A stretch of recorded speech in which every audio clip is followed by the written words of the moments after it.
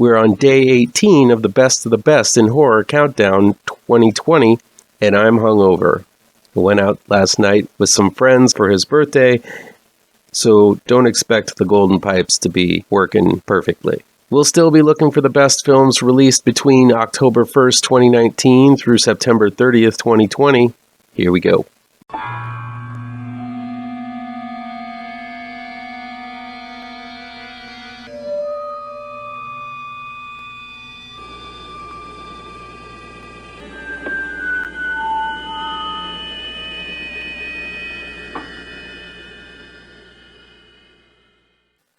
Welcome to the official Best in Horror 2019-2020 countdown on MLMiller Frights, a part of the Kings of Horror Network. I'm MLMiller. Be sure to give this video a like, share it with your buddies across the electronic superhighway, click subscribe to this channel, and don't forget to ring the bell for notifications. If you're in the Chicago area and love horror, you have no excuse not to head out to the Chi-Town Movies Drive-In for the Music Box of Horrors. Every night in October for 31 nights, there will be late shows Sunday through Thursday and double features every Friday and Saturday night. Every weekend is themed: Grindhouse Fridays, Rip-Off Saturdays, and Sequel Sundays. Tonight, they're going to be playing Silver Bullet, a werewolf classic from the mid-'80s, written by Stephen King. Gary Busey's jackass joke in this movie always gets me. Look below for a link to the schedule, where to get tickets, and directions to this awesome horror event. Number 18 on the countdown is Impetigore. It was released on July 23rd, 2020. It's streaming exclusively on Shudder, and it was written and directed by Joko Anwar. Impetigore is a vicious little fable from Joko Anwar, the filmmaker who brought us Satan's Slaves and Ritual, and a pair of films that once seen, they're very hard to forget. Anwar's newest film, Impetigore, begins with a highly suspenseful scene as Maya, Tara Basro, and her best friend, Deanie, Marissa Anita, chat with one another from their individual toll booths, an occupation that comes with both long lengths of boredom and contact with creepy drivers. In this scene, Maya speaks of a creepy driver who makes her uncomfortable when he passes through, and sure enough, he comes through shortly after. After a conflict that starts this film literally with a big old bang, Maya finds a clue that directs her back to her home village deep in the heart of Java, to claim her former family home. Looking for an excuse to get out of the city, Maya and Deanie venture into the jungle to reclaim her home and possibly sell it for some high profit.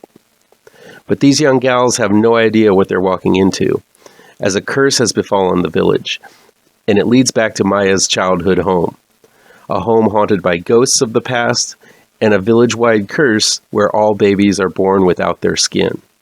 Impetigore capably communicates its story on the rift between traditional and progressivism by giving Maya and Deanie cocky and naive attitudes. Even though they're a little leery of the village and the populace, they strut through the jungle as if they own it.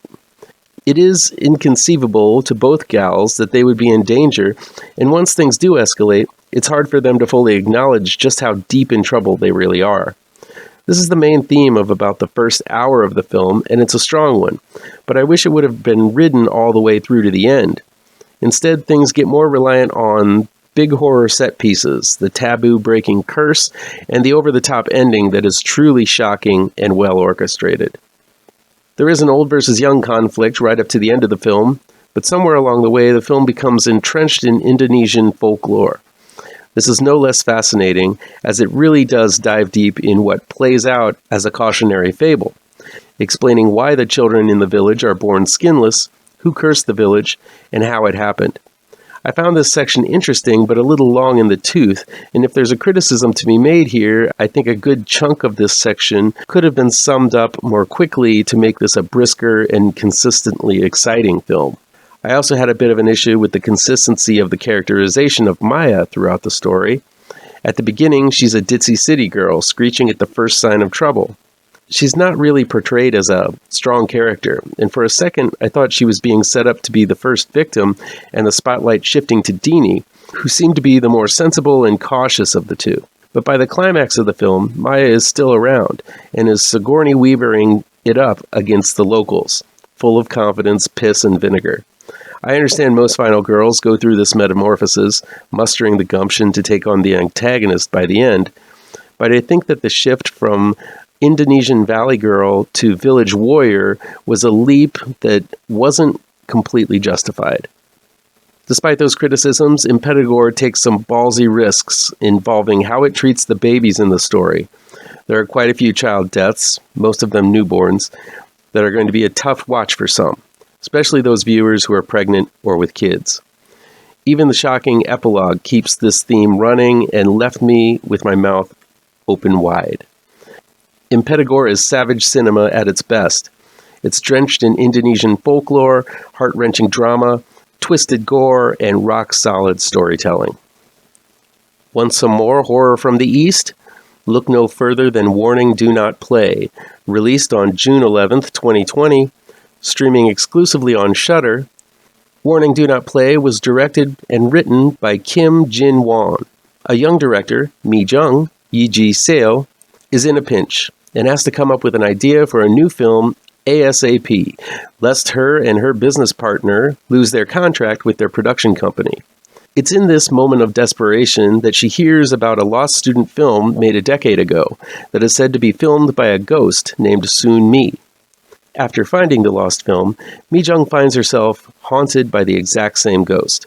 The rest of the film flips between the film Warning itself and Mi Jung's own struggles with the apparition.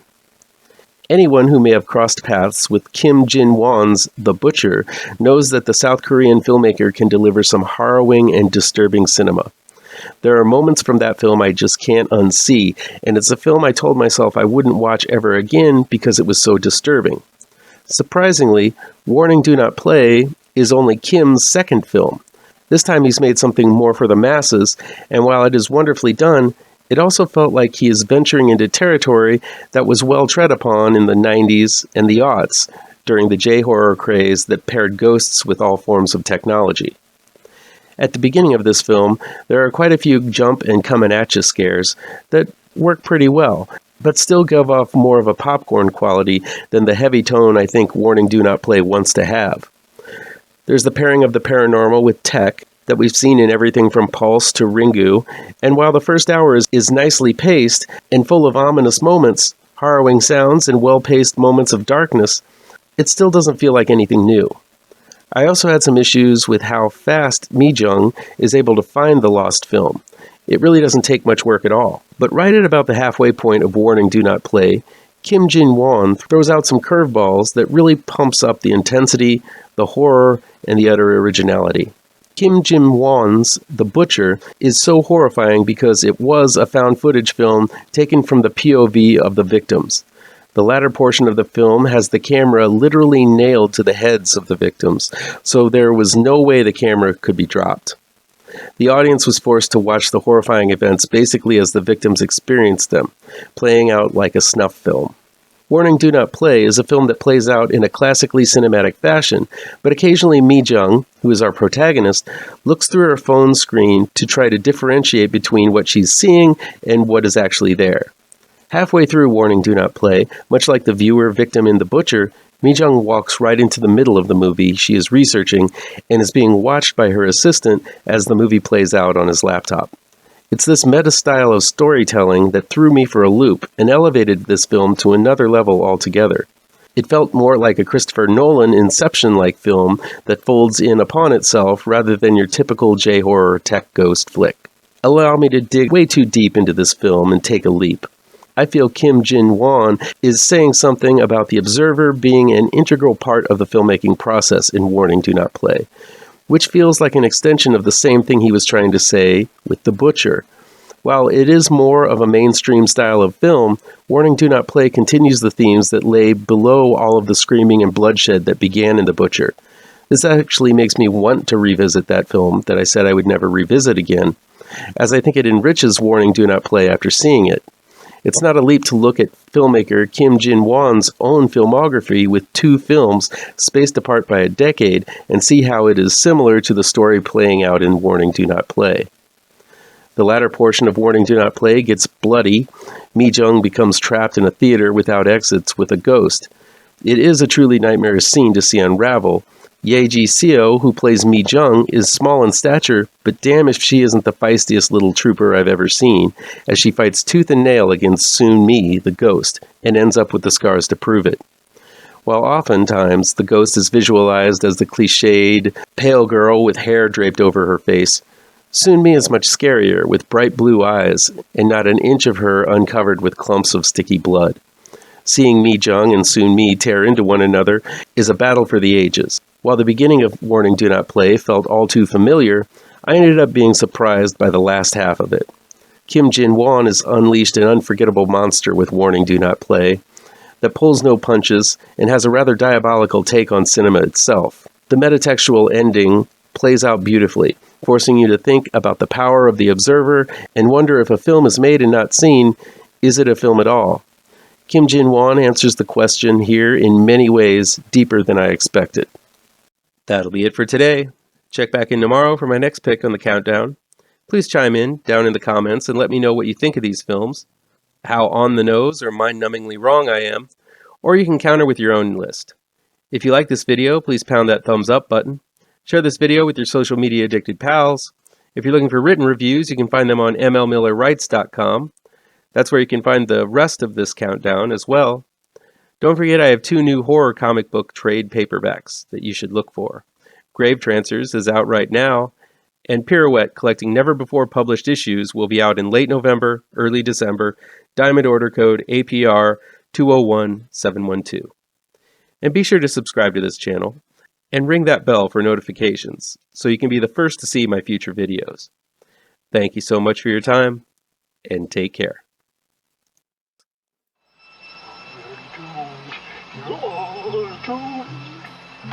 You're doomed to live the life you're meant to be, stuck inside your reality. You're